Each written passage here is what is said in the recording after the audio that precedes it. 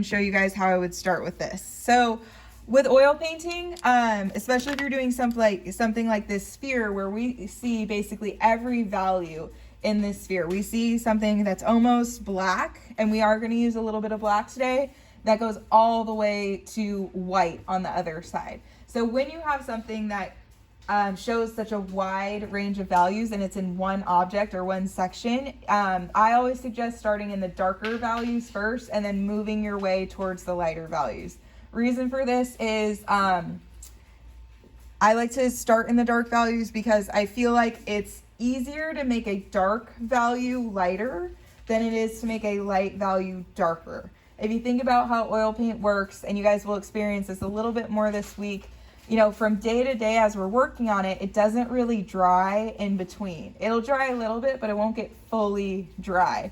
So if I were to, for example, put white down in this area, like stark white, just white down right here, and then if I try to put black down on top of it to get it this dark, the black is going to mix with the white and it's just going to create this like medium gray. So, but the opposite way, if I were to put like a gray down over here and then try to put white on top, it'd be a little bit easier to get that gray to turn to white than it is for a gray over here to turn to black.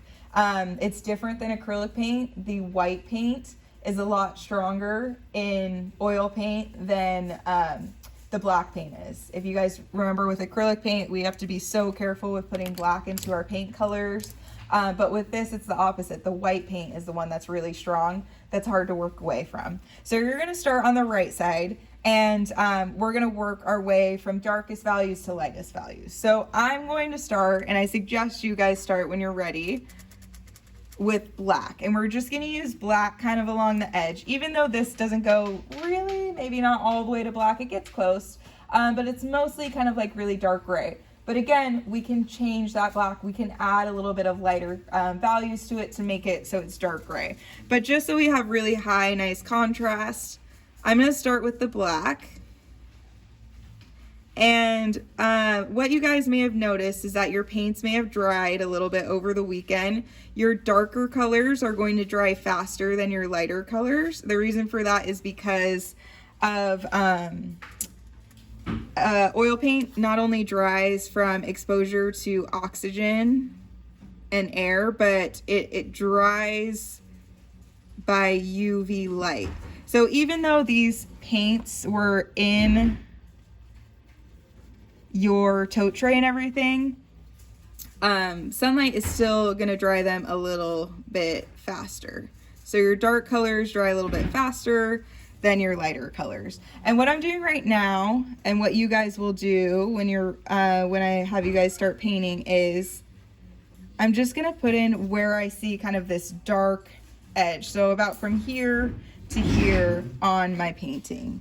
So I'm not going to pull it into the center a lot. I'm just giving myself a little bit, and I'm trying to get a really nice clean edge because I don't necessarily want to have to go back and do anything to my background. But if you do mess up and you have to end up going back and doing your background, you'll be able to do that too. So I'm just going to give myself a nice dark edge. And I know that I'll be able to pull this value into my gray color. So I used that small brush. I'm going to wipe off my brush on my paper towel. And now I'm going to go into my dark gray. I'm not going to use any of my walnut oil just yet because I want to see how the paint feels. And then if I feel like I need my walnut oil, then I'll go ahead and introduce it into here. So now I'm going to start to lay down my dark gray everywhere that I feel like I kind of see it. And you'll notice with this reference image, our shadow kind of comes down into the middle, and then it kind of dips back up and then goes back down. There's this light area underneath that kind of comes up to the right. So I want you guys to try to follow that shape as best as you can. Don't just make up the shadows in your head. So I'm going to lay down this darker gray. I'm going to pull it in because it looks like it comes kind of like this. So I'm going to really focus on the shape. Looks like it kind of comes down a little bit. And I'm not worried about putting this dark gray too far. I do, of course, I want to try to stay away from my really, really light areas. But if you look at what I'm doing right now, this is definitely darker than what's on here. And that's okay because I know I can make it lighter. But I definitely still want to stay away from these really light areas. So I'm not going to get too close over here. I'm just going to kind of put it in right here. And then I'm not fully covering my black. I'm going like right along the edge. But then after I put those two values down, so I have my black and my gray, and I know on the screen it probably all looks like black. But now what I'm going to do is after I put those two values down, I'm going to go in between the black and the gray, and I'm going to use my brush. I wiped off some of the paint, and I'm going to start to kind of blend that black and gray together so that my dark gray looks like it's getting a little bit darker the more to the right that it goes. Now, I know that was probably a little bit hard to see, so I'm going to move on to the medium gray so that you guys can see kind of how that works. So I'm going to put down my dark brush and move on to my medium gray brush. And I'm going to start putting this medium gray down, kind of following that same path or shape that I just did. Notice I'm leaving a little bit of a space in between my medium gray and my dark gray just for now, because I don't want the dark gray to kind of start to contaminate this medium gray that I did, because it's still wet, so it will start to pull into my medium gray. So I put that down, and I feel like even from here, the rest of this is going to be pretty light. So I'm going to stay away from the rest of this area, just kind of pull it down into there. And now I can go in with either my, doesn't matter, or no, I'm going to go in with my lighter brush. So the one I just used to put this down, I'm going to start to pull my medium gray into that dark gray to start to lighten up some of these areas and to blend together these two sections. So I'm going to start to work my way to the right. And now I'm kind of combining those two colors. So I would say the order that it goes in is you start with your darkest section, then you lay down kind of the shape that you see for the next lighter section, which would be, you know, so that my first darkest section was black, then I laid down my dark gray. Then I blend those two together. Then I move on to the next section, the next lighter section. So for my dark gray, I laid down my medium gray where I felt like it should go. And then now I'm starting to blend these two together. If I feel like I need it to get darker lower, I'm going to start to pull the paint down this way. I can even go back in with my darker brush and add a little bit and then kind of blend it in. So once you have the paint on there, it's really more about kind of moving the paint around on your paper. And if you feel like your brush isn't spreading it around nicely, like if you feel like your brush is getting stuck, just add a little bit of that medium to your brush. Very, very small amount. So I could like dip in just a little bit like this. And then usually I kind of spread it around on my palette and my brush will go a little bit smoother. Now this isn't perfect. Normally I would spend a little bit more time on this, and I don't expect you guys to finish your sphere at all today, so don't feel like you have to rush. Normally I'd spend a little bit more time kind of smoothing this stuff out, but because for demo's sake, I'm gonna just move on from here. So now I'm gonna go to my next lightest color, which is gonna be my light gray, and I'm gonna put that down. And when I go to put this down, if you get used to it, you can start overlapping right away, but I'm not going to brush in this direction or this direction just yet. But I am still trying to stay away from my really white highlights. So I'm just going to go to about here. And then I'm going to leave this part for my white paint because I don't want the white paint to have to mix too much with my light gray paint.